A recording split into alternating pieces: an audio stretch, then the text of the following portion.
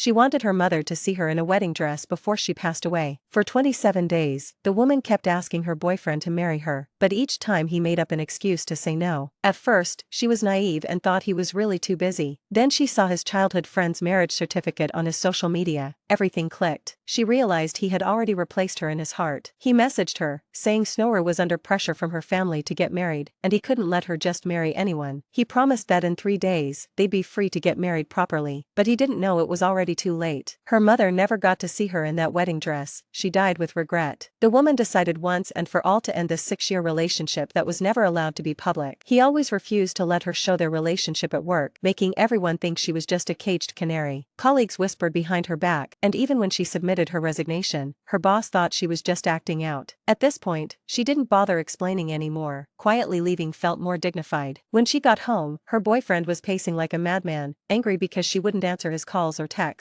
She coldly told him she was busy taking care of her mom and had no time for him. Maybe feeling guilty, he pulled out a diamond ring. He remembered promising her years ago that when they were rich, he'd buy her the biggest ring ever. He imagined her mother walking her down the aisle, hand in hand, until she stood beside him, but now it was all gone. She glanced at the ring, her eyes welling up, then quietly handed it back. She wasn't interested in his excuses, but he wouldn't let go. He insisted he was only helping Snorer fake a marriage to satisfy her family. Right after he said that, Snorer walked in wearing the woman's pajamas, laughing as if it was just a game. But instead of pretending, she dragged him home immediately. That kind of behavior, wanting both women, made the woman sick to her stomach. Without another word, she grabbed her suitcase and left the place that broke her heart. The next morning, she came to the office to pack up, shocked to find Snorer already sitting in her desk. But the woman had secretly finished her resignation. She didn't care about fighting over anything. Meanwhile, the boyfriend, furious that Snorer took his girlfriend's seat, stormed into the office and demanded she leave the company immediately. He ordered her to divorce him by tomorrow so he could win her back. He believed that once the divorce was done, she'd return to him. But he didn't realize she was already at the airport, deleting all his contacts without hesitation and boarding a flight to start fresh. The next day, he finally got what he wanted. He and Snorer divorced. After leaving the courthouse, his first move was to call his girlfriend and tell her to come marry him. But when he tried to reach her, he found she had blocked him. Not only that, her number wouldn't connect either. A sinking feeling hit him. He quickly called his boss to ask if she was still at work and learned she had quit. Worse yet, he heard her mother had passed away just days earlier. Standing there frozen, he finally understood. She was moving on. She was changing cities, buying a ticket on a flight that